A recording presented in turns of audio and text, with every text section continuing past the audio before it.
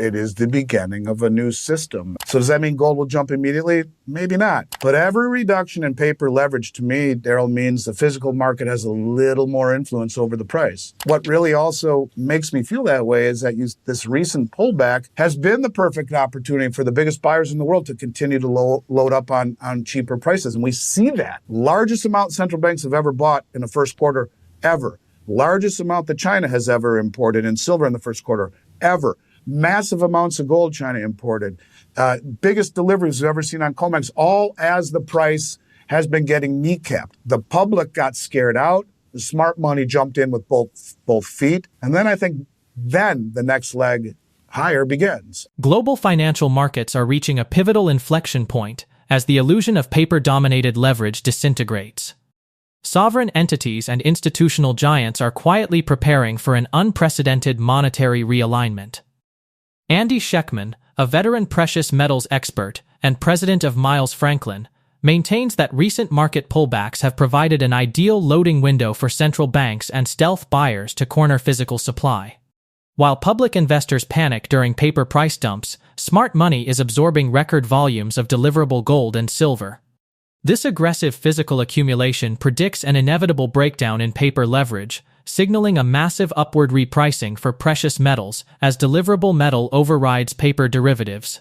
From a broader market view, tracking vault drawdowns confirms that physical delivery demands are actively undermining paper short positions. As proxy entities accumulate metal behind the scenes, the stage is set for a dramatic currency devaluation that will permanently alter global finance. Now, we present the clips from Andy Schectman's interview. Before we continue to discuss this, please hit the like button, subscribe to the channel, and ring the bell icon. Thank you, and enjoy the video. Nobody stood for delivery on COMEX. Less than 1% of contracts my whole 35-year career. Never. And now you're seeing deliveries that are wicked. And the only reason people are somewhat pushing back against this to me is that, well, not all of it's leaving COMEX. But let's take a step back for a minute. This is just a guess, okay? What if it were the Exchange Stabilization Fund, Scott Bessent, who understands gold very well? It was his largest holding. He's a self-proclaimed gold bug, his largest holding when he was running the hedge fund. We know silver was reclassified critical. We're seeing wicked amounts of silver delivered as well. Huge amounts, billions every month. What if it was the U.S. government by proxy through these banks to not have their footprint in the snow, so to speak, and saying to them, that's okay, leave it in the eligible account. We'll open an account with you. Leave it in there. Leave it. Doesn't need to leave COMEX. We'll get it slowly over time. They don't care about the risks involved with COMEX. They're the U.S. government. No one's going to steal from them. When you look at Tether accumulating all this gold, they've bought more gold than anyone in the world, including China, for the last 2 years. The only country that's bought more gold than Tether is Poland. And Tether's CEO of their new Genius Act compliant token is Bo Hines. That was Trump's crypto czar through last August. And Confidant. And Tether was in trouble for a while, weren't they, with the Justice Department? Where'd that go? What if they said, and we want you, Tether, with all the interest that is not transferable, to buy gold hand over fist. We don't want to be seen in this market. You're going to buy it hand over fist. And they have. They've bought more gold than anyone in the world, with the exception of the Central Bank of Poland over the last 2 years. They own more gold than anyone in the world but central banks. What if they said, we're going to slowly buy it from you? You'll make more money than you ever have to worry about. But the continual purchasing of gold, if they did this with all of the interest that is not transferable and money moves from January forward, will be backed by short-term treasuries, can't transfer the interest. What if their mandate is to buy gold hand over fist? Push gold way up here. Instead of revaluing it through the Treasury and the Fed and the President decree, let this proxy entity, who will be the primary beneficiary of the new Genius Act through their stablecoin issuance of Treasury-backed stablecoins, it would devalue the dollar massively. Rising gold is what devalues the dollar because it is the only neutral reserve asset. You measure it against any asset or any currency. Measuring against the dollar index is a flawed measuring stick. They're all devaluing their currency against the dollar. That's Triffin's dilemma. But what if they let gold go to the moon? And first, they've been bringing in all this gold. No one is asking who the hell is standing for delivery for billions and billions and billions and billions every single month for the last 19 months when nobody did it. And silver. Now, if it were percent, Exchange Stabilization Fund, if deemed critical for national security, like silver is a critical mineral, and you could say gold is critical for where we are going, they don't need congressional approval. Take massive possession, leave it in COMEX. The naysayers say, it's just metal moving back and forth. I disagree. It's never happened this way. Never. So what if it was, in order to reindustrialize the country, you need a weaker dollar? Triffin's dilemma. In order to pay down the debt, you need a weaker dollar. And higher gold would enable you to do this, to reshore manufacturing in a much weaker dollar. In other words, the way they can soft default on the reserve status would be to let gold go to the moon. And part of me feels like that is what they are going to do. Now, that's supposition. What is real is the fact that we are now seeing same-day settlement exchanges in the global south, same-day settlement in Singapore, same-day settlement in Dubai, same-day settlement in Hong Kong. The difference between the three is Hong Kong will be same-day settlement in yuan. You don't have to convert to dollars first. It's the first time that an exchange will challenge the Western setting of price. They will be able to do so in yuan. So any company or bank stupid enough to naked short on COMEX will see an exchange for delivery to Brinks Hong Kong, which is a COMEX contract. Mm-hmm. And they'll bang, just make that arbitrage. Go for it. Send us everything you want. And that's what we've seen for the last year with all of the higher prices in Shanghai, where a trader can take 10 million ounces of silver and ship it to Hong Kong, where it's picked up by a truck and brought to Shanghai at a $12 per ounce spread, makes 120 million bucks. Off you go. Have a great day. But those arbitrages are supposed to end quickly. It hasn't. It's been going on for a year. Now, you set up an exchange, which is same-day settlement, or exchanges, one of them in yuan. Not only does that mean it will, in my mind, smooth out volatility and over time bring forth real price discovery, but it also means that the global south is setting up the rails. We see already they have the payment rails, right? SIPS, Cross Interbank Payment System, that had just signed up all the countries in Southeast Asia, 800 million people, twice the population of the United States. China's largest trading partner by far, is not compatible with SWIFT. Mbridge, which is now operational, not compatible with SWIFT. There are a few others. So the rails are set up, the payment rails. All of the gold, they've been buying gold more than anyone in the world, right? For the last several years, we know that. So have all of the countries in the global south. So you have the gold, you have the payment rails. Now they have all the vaults, new vaults in Singapore, in Dubai, in Hong Kong, in Mumbai, in, of course, the Shanghai vault, the vault in Russia or in Moscow, in St. Petersburg, in Brazil. All of the vaults will be the arteries of the payment system, the veins.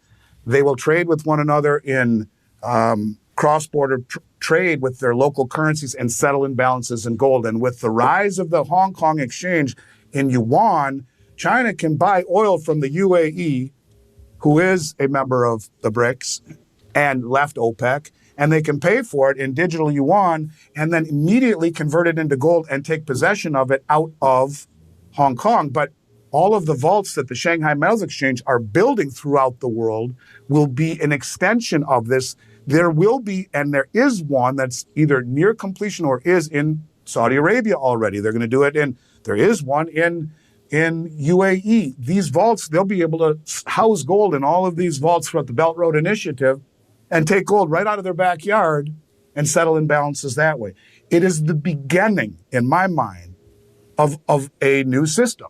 It's not going to replace the dollar or replace the COMEX instantly, but it will certainly begin to, I think, challenge it and change things. We are watching a new shift where metals will be valued and commodities will be valued, not what they are in the future per se, as much as they are in the now.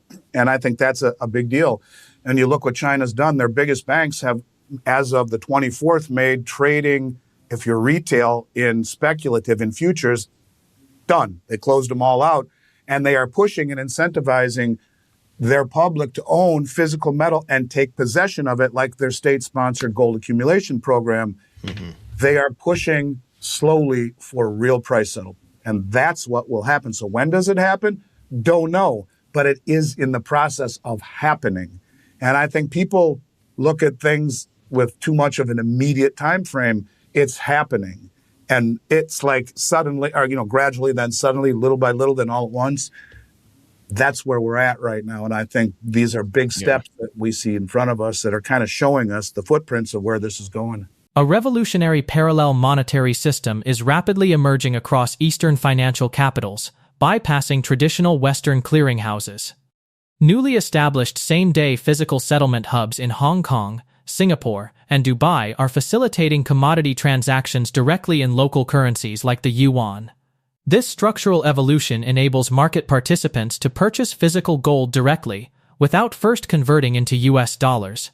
The persistent price arbitrage between Shanghai and Western futures markets acts as a continuous siphon, transferring physical metal from west to east. By establishing independent clearing networks like SIPS and M-Bridge alongside extensive vault infrastructure, Eastern powers are securing physical delivery channels. From an analytical perspective, this structural evolution effectively shifts global commodity price setting away from speculative paper leverage and toward genuine deliverable supply. Now, let's get back to the interview. I never said there would be a gold revaluation. I said they could. James Rickards talks about it, gold being revalued, that they wouldn't even need congressional approval. The president would just tell Treasury Secretary revalue gold, who tells the Fed, and they issue new gold certificates. And every $4,000 increase in the price of gold would give the Treasury General account $1 trillion free and clear. That, guys like Luke Groman said, maybe they'll let gold rise organically, 8,000, and then revalue it either market to market because it's valued at 42.22 or maybe more. Yeah. Now, that's the first piece. I never talked about July 4th. I was asked, do you think there will be a reset on July 4th? No, I don't. I said, now, as far as Judy is concerned, she's one of the most brilliant people I've ever met in my life, Judy Schectman. I've interviewed her twice. I interviewed her once, and Michelle McCory, my co-host, interviewed her the other time. She's brilliant. She was Trump's nominee to run the Fed. She wrote a book, bestseller, Good as Gold. She's on X. She's on interviews left and right. Yeah. And she said to me, on my video, Andy, in no uncertain terms, when I was on President Trump's transition team, we discussed this at length, and he told me July 4th would be the most important day of his presidency, the 250th anniversary, and I believe there is a very, very good chance that he will issue gold-backed treasuries, 50-year to begin. In her book, she says 50 to start with a very low coupon, and then 5, 10, 20, and 30 with a zero coupon. You want to talk about bringing back manufacturing? Using a company like Tether, the price to go to the moon, sell it to the Treasury to back the back end of the bond, and the price goes up. A long-dated instrument would be easy to pay off as gold continues to go high. I think it is the best idea I have ever heard to get us out of this system. Look, my mentor, Richard Russell, God bless him and God rest his soul, said 10 years ago, 15 years ago, that we're screwed. We have two choices. We can inflate or die. And I said, why is it that way, Richard? He said, because we consume more than we produce. We're consumers, we're not producers. And if you consume more than you produce, well, that means you're spending more than you're earning. So your indebtedness never gets resolved. So you either inflate or default. And so remember I mentioned there's never been a country to come back from 300% debt to GDP. If you add our unfunded liabilities of $175 trillion in Medicare and Medicaid and Social Security, we're way over 300%. That's why it's not on the balance sheet. But the point of it is that he said, unless we find a way to produce and reshore manufacturing, because being the world reserve currency through Triffin's dilemma says you can't have a trade surplus. The world needs more dollars than we can give them alone. And we don't trade enough with every country to give them enough dollars to buy energy alone. So you find a country like Cambodia, who we don't trade with, well, they have to sell their currency in the open market to buy dollars to buy oil. This creates a massive discrepancy over time. And so someone says, let's send our manufacturing to Cambodia. We'll make 10x. And that's how the manufacturing gets eviscerated in the world reserve currency. That's why China doesn't want to be a world reserve currency. They have too big of a manufacturing stake. It is the beginning of a new system. And, I think that the world understands that. Like, if you look at COMEX, they're trading, at least in the silver market, I'm not exactly sure in the gold, but in the silver market, they're trading 200 times per day what is available to be delivered. This is a game that is being exposed. People would often ask me, why doesn't China complain about the COMEX if this is happening, or the LBMA suppressing the gold price? My thought is, why the hell would they? If you knew the price is artificially cheap, you don't protest, you accumulate. And they've been playing the long game. Well, first they bought the metal, which they've been doing. Then they built the vaults, which they have done and are doing. The exchanges, which they have done. Shanghai, Dubai, Singapore, Hong Kong, Mumbai, St. Petersburg, etc. And the settlement infrastructure. We've just seen that settling now in yuan. And only after all of that do you begin shifting the world from paper price discovery to physical price discovery. So does that mean gold will jump immediately? Maybe not. But every reduction in paper leverage to me, Daryl, means the physical market has a little more influence over the price. And, what really also makes me feel that way is that this recent pullback has been the perfect opportunity for the biggest buyers in the world to continue to load up on cheaper prices. And we see that. Largest amount central banks have ever bought in the first quarter ever. Largest amount that China has ever imported in silver in the first quarter ever. Massive amounts of gold China imported. Biggest deliveries we've ever seen on COMEX, all as the price has been getting kneecapped. The public got scared out. The smart money jumped in with both feet.